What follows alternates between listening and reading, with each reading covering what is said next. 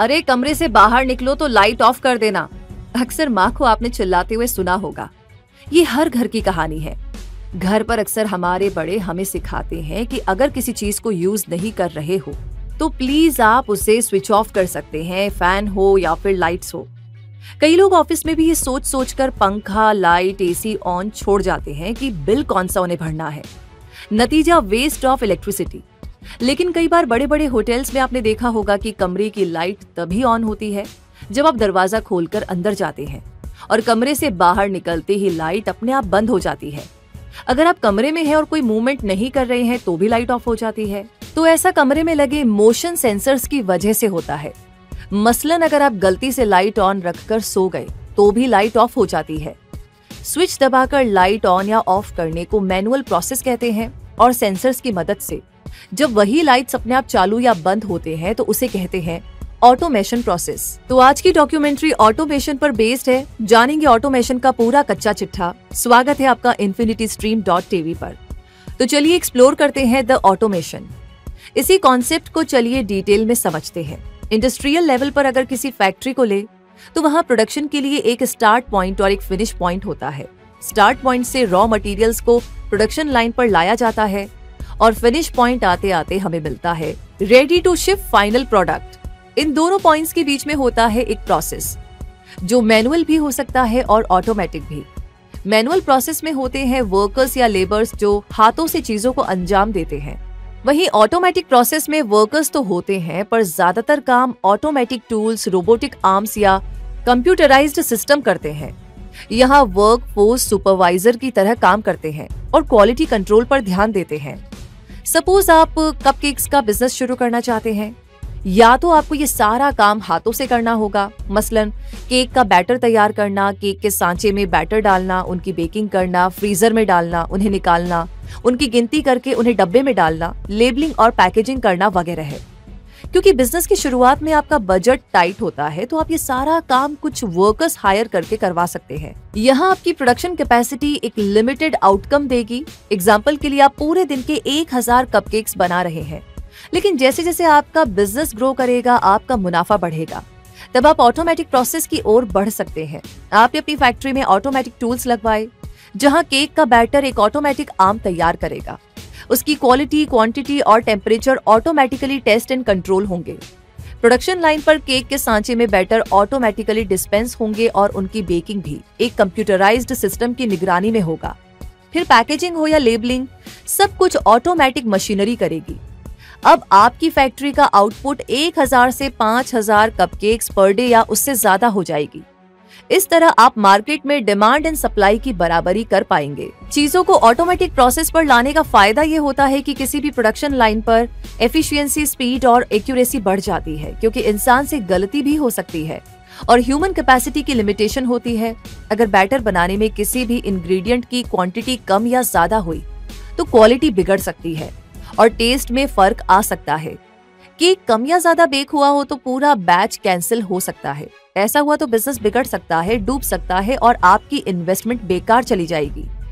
यहाँ तक कि वेल एस्टेब्लिश्ड रेपुटेशन खराब हो सकती है और इसका डायरेक्ट फायदा आपके कॉम्पिटिटर को होगा। तो automobile industry, oil and gas, steel plants, FMCG, textile, shipping and logistics, electronics और लगभग सभी heavy and mid size industries में ऑटोमेटिक प्रोसेस इस्तेमाल हो रहा है। ऑटोमेटिक प्रोसेस के साथ किसी भी फैक्ट्री में एम्प्लॉयज कम हो जाते हैं और मशीनरी बढ़ जाती है। Automatic tools production speed, efficiency और एक्यूरेसी बढ़ा देते हैं। गलतियां कम होने लगती है और नुकसान होने की संभावना कम हो जाती है। चीजें सिस्टमाइज्ड हो जाती हैं, factory floors neat and clean रहते हैं, लोगों में झगड़े नहीं होते हैं, यहाँ तक कि स्ट्राइक या हड़ताल जैसी चीजें भी मिनिमाइज हो जाती हैं। अगर काम का प्रेशर रहा तो आप ऑटोमेटिक प्रोसेस से हफ्ते के 7 दिन और पूरे साल प्रोडक्शन करवा सकते हैं। ऑटोमेशन की बात करें तो ये एक लार्ज कॉन्सेप्ट है और इसे समझने और इम्प्लीमेंट करने के लिए ऑटोमेशन पिरामिड नाम की थ्योरी यूज की जाती है। यहाँ पर 5 लेवल्स है जिन्हें नीचे से ऊपर के क्रम में डिस्कस करेंगे। तो आइए जानते हैं कि क्या है ऑटोमेशन पिरामिड। सबसे लोअर लेवल है फील्ड लेवल। ये उन डिवाइसेस, सेंसर्स, टूल्स और मशीनरी को डिस्क्राइब करता है जो किसी प्रोडक्शन में फ्लोर लेवल पर होते हैं। Electric Motors, hydraulics, switches, control panels, scanners, robots, ये सभी फील्ड लेवल पर दिखाई देते हैं। एक्चुअल फिजिकल वर्क इन्हीं से करवाया जाता है। अगला लेवल है कंट्रोल लेवल। यहाँ पर पीएलसी यानी प्रोग्रामेबल लॉजिक कंट्रोलर और पीआईडी यानी प्रोपोर्शनल इंटीग्रल डेरिवेटिव्स अपना रोल प्ले करते हैं। फील्ड लेवल के सभी डिवाइसेस और इक्विपमेंट को पीएलसी और पीआईडी ही कंट्रोल करते हैं। फील्ड लेवल के सभी डिवाइसेस और इक्विपमेंट से इनपुट और इन्फॉर्मेशन लेकर कंट्रोल लेवल पर डिसीजन मेकिंग होती है, आउटपुट डिसाइड होता है और प्री प्रोग्राम्ड टास्क परफॉर्म करवाया जाता है। पीएलसी के अंदर ही पीआईडी यानी प्रोपोर्शनल इंटीग्रल डेरिवेटिव कंट्रोल डाला रहता है। इन्हीं से मिलती है वैल्यू और तय होते हैं पैरामीटर्स। इसका एक कॉमन एग्जांपल है ऑटोमेटिक कार्स।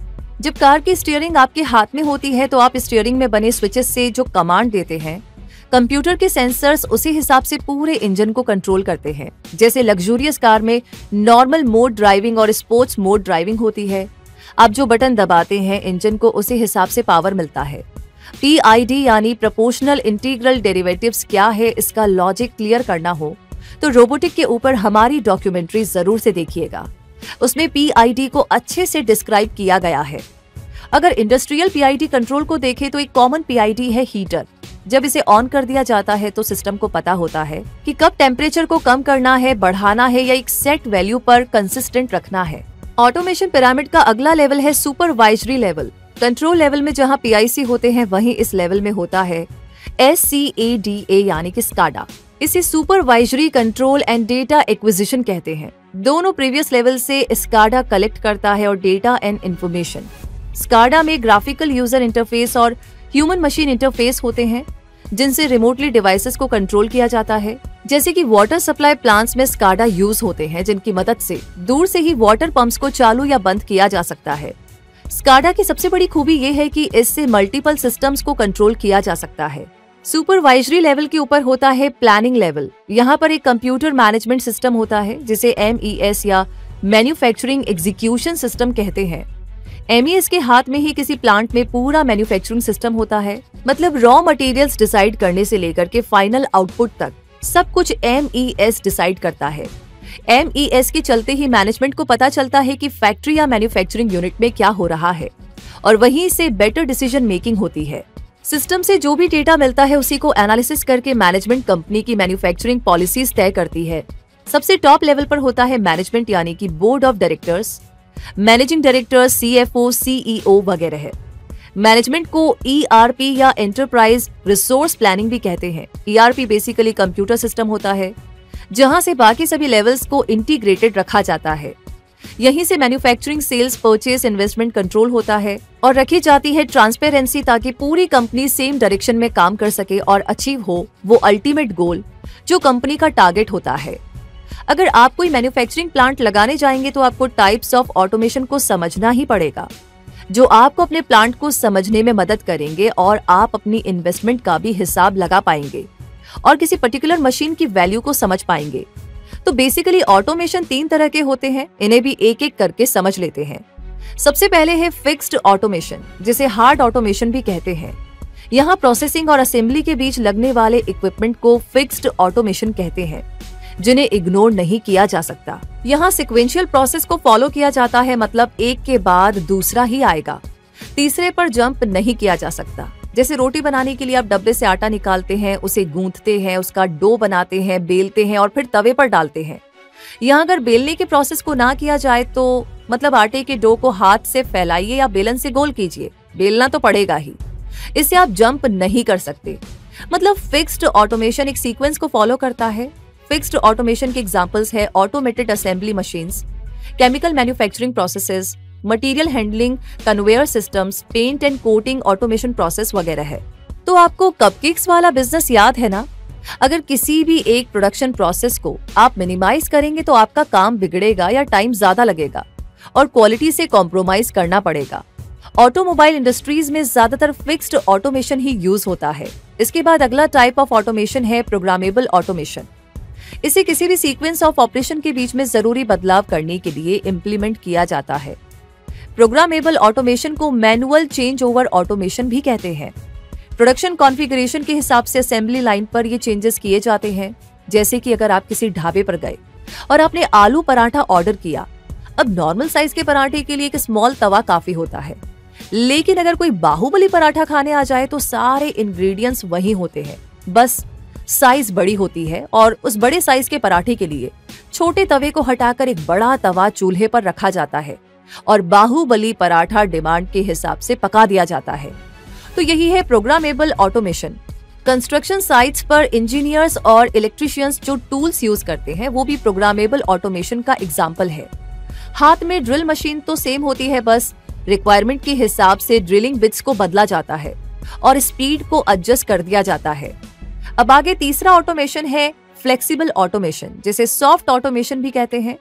ये प्रोग्रामेबल ऑटोमेशन का एक्सटेंशन होता है जिसमें फिक्स्ड ऑटोमेशन के भी फीचर्स होते हैं। पार्ट प्रोसेसिंग मशीन्स जैसे कंप्यूटर, न्यूमेरिकल कंट्रोल इक्विपमेंट में इस तरह के फीचर्स होते हैं। इंस्पेक्शन करने वाले ऑटोमेटेड वर्क स्टेशंस में ये फ्लेक्सिबल कॉम्बिनेशन होता है। फ्लेक्सिबल ऑटोमेशन में मशीन्स को मैनेज, रिपेयर और मेंटेन करने के लिए ह्यूमन लेवल सुपरविजन की भी जरूरत पड़ती है। फ्लेक्सिबल ऑटोमेशन का बढ़िया एग्जांपल है automated packaging machines. Single pieces of candy wrap करने से लेकर के बड़े पैकेज रैप करने तक पैकेजिंग मशीन को मैन्युफैक्चरर और डिस्ट्रीब्यूटर की जरूरत के हिसाब से कस्टमाइज किया जाता है। अब सवाल ये भी आता है कि क्यों कोई अपने प्रोडक्शन को ऑटोमेट करे, मतलब मैनुअल भी तो सही है। तो इसका जवाब है कि ऑटोमेशन से बिजनेस को डिजिटल ट्रांसफॉर्मेशन में मदद मिलती है। मार्केट में डिमांड और सप्लाई को मीट करने के लिए ऑटोमेशन पर जाना जरूरी है। आज दुनिया भर में जिस तरीके से ऑनलाइन शॉपिंग बढ़ी है, अगर कोई एम्प्लॉय हाथों से प्रोडक्ट्स की पैकेजिंग करने बैठ जाए तो एक दिन में हजारों लाखों कस्टमर्स तक सामान की डिलीवरी में देरी हो सकती है। पर ऑटोमेशन से मिलता है एक सपोर्ट सिस्टम, जिसके चलते कंपनी के एम्प्लॉयज ज्यादा क्रिटिकल चीजों पर दिमाग लगाते हैं। इनोवेटिव प्रोडक्ट्स निकल कर आते हैं और फास्टर सर्विस पॉसिबल हो पाती है। जैसे कि हमारे घर पर पहले हैंडपंप होते थे, फिर छत पर पानी की टंकी लग गई और हैंडपंप से एक मोटर जोड़ दी गई। पानी सीधे ऊपर और आप हैंडपंप से आजाद। मतलब मैनुअली पानी भरने में लगने वाले टाइम को अब आप किसी प्रोडक्टिव काम में लगा सकते हैं। आइए अब ऑटोमेशन के एडवांटेजेस को देख लेते हैं। ऑटोमेशन से मिलती है ग्रेटर प्रोडक्टिविटी, ताकि आपके स्टाफ रेपिटेटिव वर्क को छोड़कर आपका बिजनेस बढ़ाने में अपना कंट्रीब्यूशन दे सके। बेटर रिलायबिलिटी के चलते मैन्युफैक्चरिंग इंडस्ट्री ऑटोमेशन पर शिफ्ट हो गई है। जब सारा काम एक ही तरह बार बार होना है तो इंसानी हाथों को क्यों तकलीफ देना। मशीन लगवाइए और ज्यादा आउटपुट पाइए, उनसे आप ओवर टाइम भी करवा सकते हैं, वो भी बिना छुट्टी दिए। ऑटोमेशन से मिलता है बेटर कंट्रोल, ज्यादा ह्यूमन फोर्स यानी ज्यादा गलती की गुंजाइश। स्किल और नॉलेज में अंतर होने पर फिनिश्ड प्रोडक्ट की क्वालिटी भी अलग होती है। बेहतर है रोबोट्स एंड मशीन्स को कॉडिफाई कीजिए और आपको मिलेगा ज्यादा कंट्रोल। पर हर चीज अपने साथ कुछ चैलेंजेस भी लेकर आती है और ऑटोमेशन के साथ भी ऐसा ही है। ऑटोमेशन का सबसे बड़ा चैलेंज है कॉस्ट। ये आपका काम आसान बनाती है, पर उसके लिए चाहिए ह्यूज सेटअप, जिसके लिए लाखों करोड़ों की इन्वेस्टमेंट करनी पड़ती है। पहले मंदिर में ढोल, नगाड़े और घंटा लोग हाथों से बजाते थे, पर आजकल ऑटोमेटेड सिस्टम से इन्हें बजाना आसान हो गया है। पर एक वन टाइम इन्वेस्टमेंट और बिगड़ने पर मेंटेनेंस कॉस्ट तो लगता ही है। ऑटोमेशन का मतलब इंटेलिजेंस नहीं होता। ऑटोमेशन वही काम करेगा जिसके लिए उसे बनाया गया है। मतलब कार मैन्युफैक्चरिंग में यूज होने वाला रोबोटिक आर्म ऑपरेशन नहीं कर सकता, लेकिन वहीं आपका ह्यूमन रिसोर्स मल्टीपल काम कर सकता है। आज ऑटोमेशन हर कहीं है। IT automation, business automation, robotic process automation, जिस पर ऑलरेडी हमारी टीम डॉक्यूमेंट्री बना चुकी है। Industrial automation, artificial intelligence, machine learning और डीप लर्निंग वगैरह है। अब इन्हीं वेरियस ऑटोमेशन का इम्प्लीमेंटेशन देख लेते हैं। सबसे पहले बात करते हैं आईटी ऑटोमेशन की। इसे कई बार इंफ्रास्ट्रक्चर ऑटोमेशन भी कहा जाता है। यहाँ सॉफ्टवेयर की मदद से रेपिटेबल इंस्ट्रक्शंस और प्रोसेस क्रिएट किया जाता है जो आईटी सिस्टम्स के साथ ह्यूमन इंटरैक्शन को रिप्लेस करते हैं। Automation software pre defined instructions, tools और फ्रेमवर्क्स ह्यूमन इंटरवेंशन को मिनिमाइज करते हैं। आईटी ऑटोमेशन को सिंपल आईटी टास्क से लेकर cloud and edge computing, security, testing, monitoring और ऑल्टरिंग सिस्टम तक में यूज किया जाता है। अब देखा जाए तो डिजिटल टेक्नोलॉजी बहुत तेजी से इवॉल्व हो रही है और इसी से मार्केट्स एंड इंडस्ट्रीज में आ रहा है रैपिड चेंज। इसलिए आईटी को भी खुद को रेलेवेंट रखने के लिए मार्केट फोर्स और डिजिटल टेक्नोलॉजीज के बदलते ट्रेंड के साथ बदलना पड़ रहा है। दुनिया भर की ऑर्गेनाइजेशंस के लिए अपने प्रोडक्ट, सर्विसेज, प्रोसेस और प्रैक्टिस को बेहतर बनाने के लिए डेटा बहुत जरूरी चीज है। पिछले कई सालों से मोबाइल डिवाइसेस, आईओटी और क्लाउड कंप्यूटिंग टेक्नोलॉजीज के चलते डेटा ग्रोथ बहुत तेजी से हो रहा है। जिन्हें बिग डेटा कहते हैं। इन्हें काम लायक बनाने के लिए data mining, data storage management, data transfer के लिए आईटी के प्रोसेस का ऑटोमेटेड होना जरूरी है। आईटी इंडस्ट्री में स्किल्स गैप को मैनेज करने में भी आईटी ऑटोमेशन यूज हो रहा है, क्योंकि सारा काम मैन्युअली करवाना पॉसिबल नहीं है।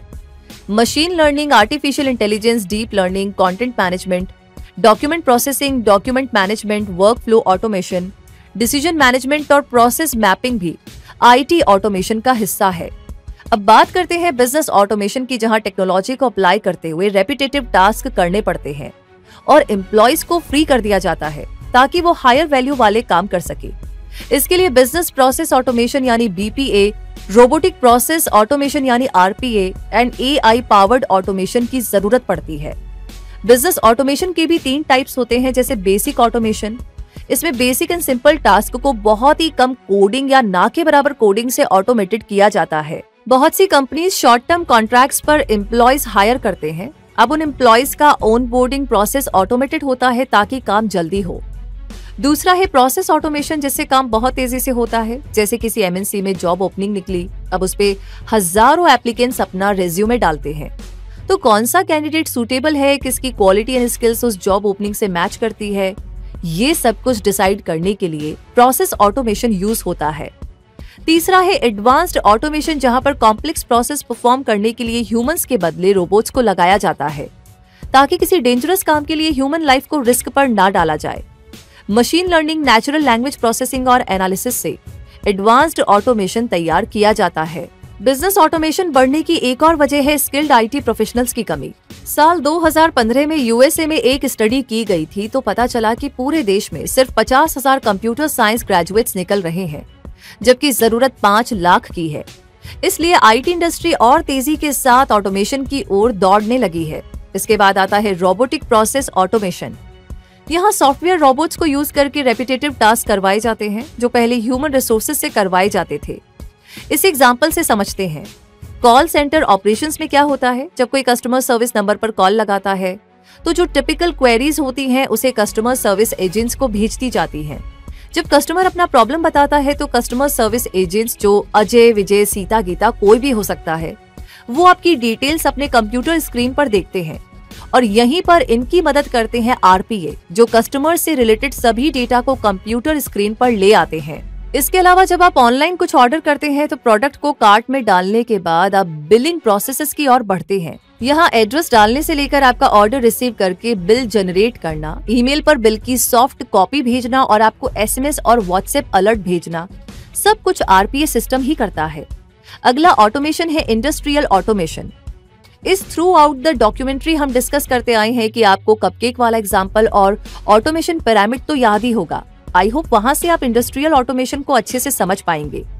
ये बहुत ही तेजी से ग्रो कर रहा है। अपने प्यारे भारत की बात करें तो इंडियन इंडस्ट्रियल ऑटोमेशन मार्केट की वैल्यू 2021 में ही 10.72 बिलियन डॉलर्स की हो गई थी, जो 2027 तक 23 बिलियन डॉलर पार कर जाएगी।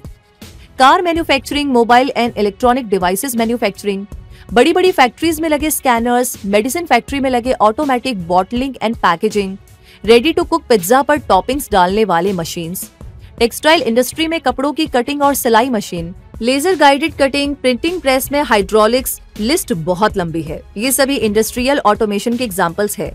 अगर आप कभी अमृतसर के गोल्डन टेम्पल में जाएंगे तो वहां पर हर रोज लाखों लोगों का लंगर चलता है। वहां भी एक ऑटोमेटिक रोटी मेकिंग मशीन है और वो भी इंडस्ट्रियल ऑटोमेशन है। अब बारी आती है आर्टिफिशियल इंटेलिजेंस यानी कि एआई ऑटोमेशन की, जिसे ऑटोमेशन की दुनिया में one of the most complex level of automation कहा जाता है।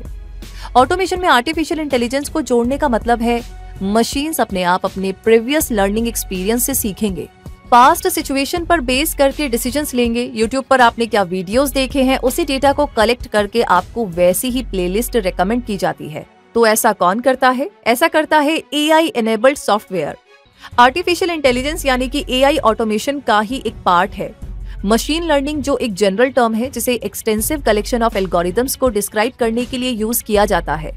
इससे कंप्यूटर सिस्टम को पास्ट डेटा के पैटर्न्स आइडेंटिफाई करने में और फ्यूचर रिजल्ट प्रिडिक्ट करने में आसानी होती है। कंप्यूटर विजन और नेचुरल लैंग्वेज प्रोसेसिंग दोनों में ही हैवी मशीन लर्निंग यूज होती है। तो कभी आपने ये सोचा है कि कैसे होती है मशीन लर्निंग? आइए समझते हैं। मशीन्स को सिखाने के लिए बहुत से सेल्फ टीचिंग प्रोग्राम्स यूज होते हैं जो 3 तरह की बेसिक मशीन लर्निंग के ऊपर बेस्ड होती हैं। पहला अनसुपरवाइज्ड लर्निंग, दूसरा सुपरवाइज्ड लर्निंग और तीसरा रीइंफोर्समेंट लर्निंग। इसको समझने के लिए इमेजिन कीजिए कि रिसर्चर्स हजारों पेशेंट्स की मेडिकल प्रोफाइल से जुड़े सेट ऑफ डेटा को एक्सेस करने की कोशिश कर रहे हैं। तो यहाँ इम्प्लीमेंट होता है अनसुपरवाइज्ड लर्निंग। ये मेथड सभी पेशेंट्स के मेडिकल प्रोफाइल्स को एनालाइज करने के लिए आइडियल है ताकि इनके बीच सिमिलैरिटीज और यूजफुल पैटर्न्स ढूंढे जा सके। हो सकता है कि कई पेशेंट्स को एक ही तरह की बीमारियां हो या इलाज के दौरान उन्हें एक ही तरह के साइड इफेक्ट्स हो रहे हों। इस तरीके से कोई मशीन बिना किसी ह्यूमन गाइडेंस के पेशेंट के प्रोफाइल और इमर्जिंग पैटर्न्स में सिमिलैरिटीज ढूंढना सीखता है। अब क्या हो अगर डॉक्टर्स को कुछ और स्पेसिफिक जानकारी चाहिए? तो अगर डॉक्टर्स को कोई पर्टिकुलर कंडीशन डायग्नोस करना है तो वो हेल्दी पेशेंट्स और डायग्नोस्ड पेशेंट्स दोनों के 2 डेटा सेट को कलेक्ट करेंगे। इसके बाद डॉक्टर्स ये डेटा एक ऐसे डिजाइन प्रोग्राम में डालेंगे जो बीमार मरीजों को आइडेंटिफाई करेगा। अब एआई को कितनी जल्दी बीमारी वाले फीचर्स दिख रहे हैं, इसके ऊपर प्रोग्राम उन फीचर्स में कुछ वैल्यू असाइन करेगा। साथ ही ये प्रोग्राम फ्यूचर डायग्नोसिस के लिए एक एल्गोरिदम भी बनाएगा। अब आगे क्या होगा? इसमें डॉक्टर्स और कंप्यूटर साइंटिस्ट का एक रोल रहेगा, इसलिए इसे सुपरवाइज्ड लर्निंग कहते हैं। डॉक्टर फाइनल डायग्नोसिस करेंगे और रिजल्ट की एक्यूरेसी एल्गोरिदम के प्रेडिक्शन से कंपेयर करेंगे। इसके बाद जो रिजल्ट आएगा उसे कंप्यूटर साइंटिस्ट डेटाबेस में अपडेट कर देंगे ताकि सिस्टम की एक्यूरेसी बढ़ जाए। यही है सुपरवाइज्ड लर्निंग। अब मान लीजिए कि डॉक्टर्स की टीम एक और एल्गोरिदम पर काम कर रही है जिससे ट्रीटमेंट प्लान का रिकमेंडेशन मिले। तो ऐसे प्लान्स को स्टेज बाय स्टेज इम्प्लीमेंट किया जाता है और इंडिविजुअल पेशेंट के हिसाब से इलाज अलग हो सकता है। ऐसे में रीइंफोर्समेंट लर्निंग को इम्प्लीमेंट किया जाता है। यहाँ इटरेटिव अप्रोच अपनाई जाती है, यानी किसी प्रोसेस को बार बार दोहराना, ताकि किस तरह की दवाइयाँ, डोजेज और ट्रीटमेंट अपनाया जाना चाहिए वो पता चले। फिर इस डेटा को हर पेशेंट की प्रोफाइल से कंपेयर किया जाता है। इससे निकल कर आता है एक यूनिक इलाज का प्लान। जैसे जैसे इलाज की प्रोग्रेस होती है तो ज्यादा फीडबैक मिलने लगते हैं और इस तरीके से लगातार हर पेशेंट के लिए ट्रीटमेंट प्लान अपडेट होता रहता है। ये तीनों तरीके ही अपने आप में पूरी तरह से कारगर नहीं होते। तीनों में ही कम या ज्यादा ह्यूमन इंटरवेंशन की जरूरत पड़ती है, लेकिन इन तीनों को एक साथ जोड़कर साइंटिस्ट डेवलप करते हैं कॉम्प्लिकेटेड एआई सिस्टम्स, जहां पर अनसुपरवाइज्ड लर्निंग, सुपरवाइज्ड लर्निंग और रीइंफोर्समेंट लर्निंग एक दूसरे को सुपरवाइज करते हैं और सिखाते रहते हैं। तो आर्टिफिशियल इंटेलिजेंस के ऊपर हमारी इंडिपेंडेंट डॉक्यूमेंट्री है, उसे जरूर से देखिएगा। एआई के बारे में सारे लॉजिक्स और कॉन्सेप्ट्स आपके एकदम क्लियर हो जाएंगे। अब आते हैं डीप लर्निंग पर, जो सबसेट ऑफ मशीन लर्निंग है। ये एक न्यूरल नेटवर्क होता है जिसके 3 या उससे ज्यादा लेयर्स होते हैं। न्यूरल नेटवर्क्स का काम होता है इंसानी दिमाग की तरह बिहेव करना, जो लार्ज अमाउंट ऑफ डेटा को खुद ही लर्न करता है। न्यूरल नेटवर्क का एक सिंगल लेयर ही डेटा एनालिसिस के बाद प्रेडिक्शंस करने में कैपेबल होता है और उससे बाकी हिडन लेयर्स उस प्रेडिक्शन को ऑप्टिमाइज और रिफाइन करके सिस्टम की एक्यूरेसी इंप्रूव करते हैं। आर्टिफिशियल इंटेलिजेंस की मदद लेकर डीप लर्निंग इंप्रूव करता है, ऑटोमेशन, एनालिटिकल और फिजिकल टास्क परफॉर्म करता है बिना किसी ह्यूमन इंटरवेंशन के।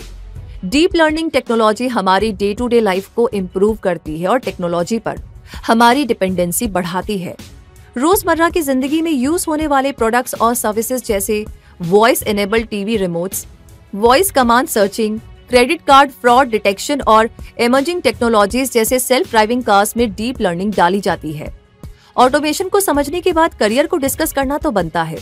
अगर आप इंडस्ट्रियल ऑटोमेशन जॉब्स में अपना करियर देख रहे हैं तो फिलहाल मैं आपको बताने जा रही हूँ leading industrial automation job types, जिसके बाद आपको खुद के लिए इस इंडस्ट्री में सूटेबल जॉब ढूंढना आसान हो जाएगा और आप दूसरों को रेकमेंड भी कर पाएंगे।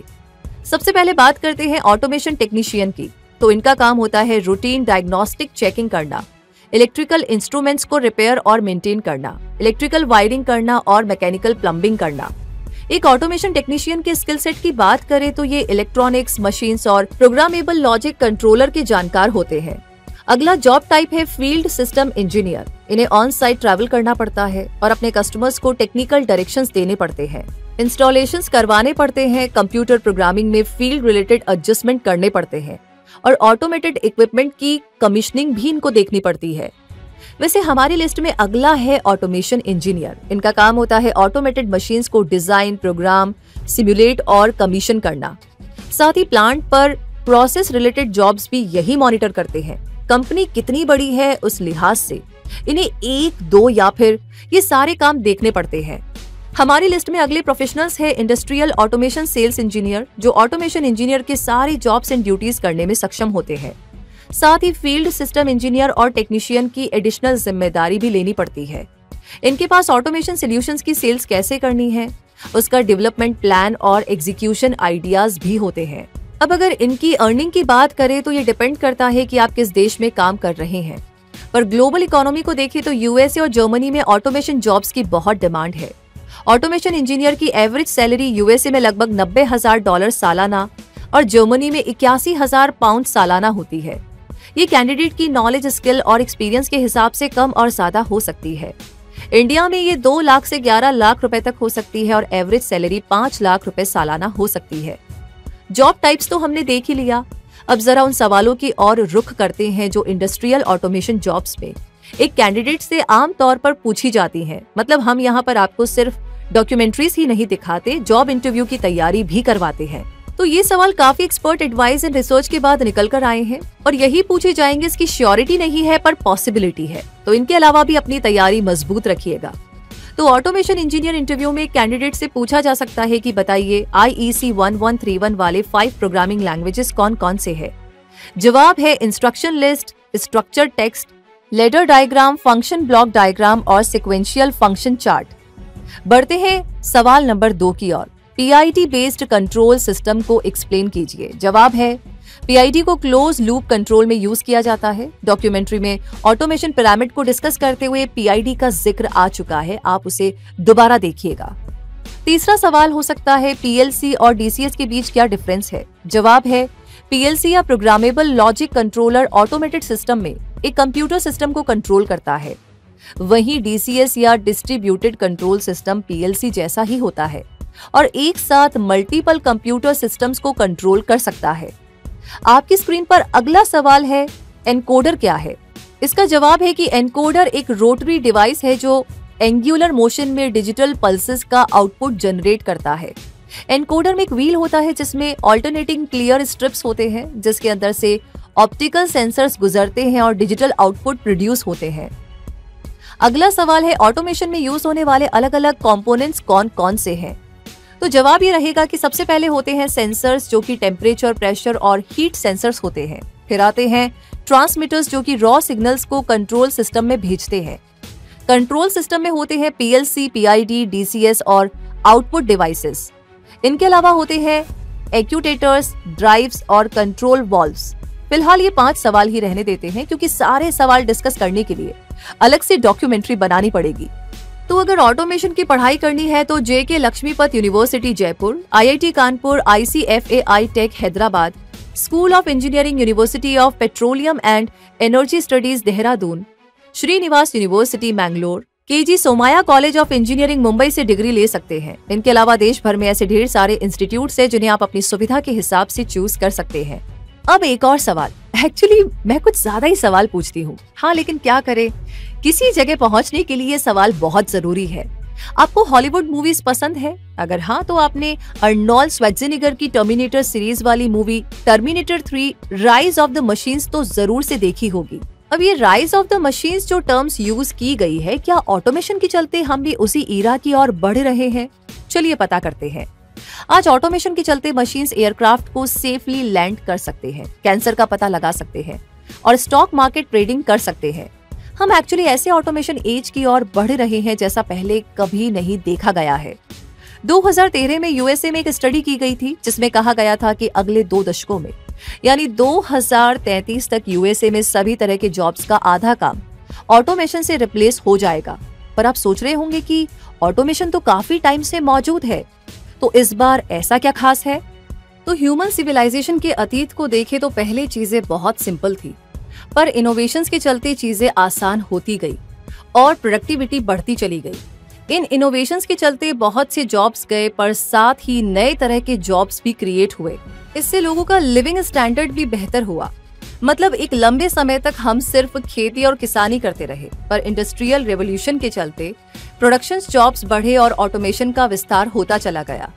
इस तरह से आगे बढ़ते बढ़ते हम इंफॉर्मेशन एज में आ पहुंचे और हमारा काम मशीन्स हमसे और खुद से भी ज्यादा तेजी से करने लगी। ये हमारी चिंता बढ़ाने वाली सिचुएशन थी, पर इनोवेशंस तो हमारी मदद के लिए ही था, है ना? पर सच तो ये है कि नई इंफॉर्मेशन एज में इंडस्ट्रीज जैसे जैसे ग्रो कर रही हैं, नई जॉब अपॉर्चुनिटीज उतनी ही कम क्रिएट हो रही हैं।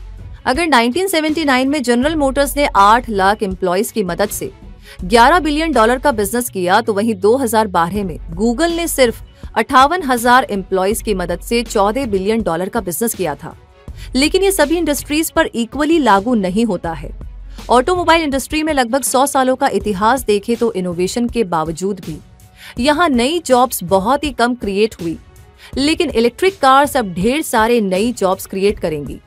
टेक्निकल इनोवेशंस में इंटरनेट को ही ले लीजिए, तो इसने नई जॉब्स क्रिएट की, पर ये बढ़ती पॉपुलेशन के लिए काफी कम है। मतलब जितनी जॉब किलिंग हो रही है उसकी भरपाई नहीं हो रही है।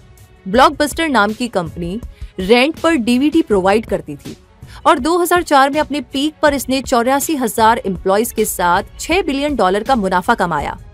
वहीं 2016 में नेटफ्लिक्स ने सिर्फ 4,500 एम्प्लॉयज के साथ $9 बिलियन कमाए, जबकि टीवी चैनल में इससे भी ज्यादा एम्प्लॉयज होते हैं। मतलब इंफॉर्मेशन एज में हो रहे इनोवेशन से ज्यादा जॉब क्रिएट नहीं हो रहे हैं। ये सोचने वाली बात है, पर अब एक नए तरह का ऑटोमेशन धीरे धीरे अपनी जगह बना रहा है।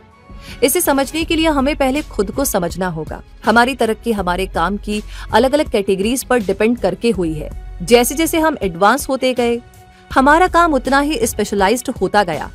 आज के एडवांस्ड मशीन्स कॉम्प्लिकेटेड काम करने में उतने माहिर नहीं है जितना कि प्री डिफाइंड रेपिटेटिव काम करने में। इसी वजह से फैक्ट्रीज में इंसानों की जगह रोबोट ने ले ली। लेकिन अब यही मशीन्स कोई कॉम्प्लेक्स जॉब करने में इतना आगे निकल चुकी है कि क्रिटिकल टास्क भी इनके बस का हो गया है और इंसान इनमें खुद को स्पेशलाइज्ड भी नहीं कर पा रहे हैं। ऐसा लग रहा है कि मशीन्स के आगे हम पूरी तरह से आउटडेटेड हो जाएंगे। अब सवाल ये है कि मशीन्स को ये काबिलियत कैसे मिली? जवाब है मशीन लर्निंग, जिसे थोड़ी देर पहले हमने डिस्कस भी किया था। ये डेटा पैटर्न्स एनालिसिस करके खुद ही सीख रही हैं। मतलब ऑनलाइन आपको अगर जूते पसंद आ गए तो आपको वैसे ही ढेर सारे प्रोडक्ट्स के रिकमेंडेशन आने लगेंगे।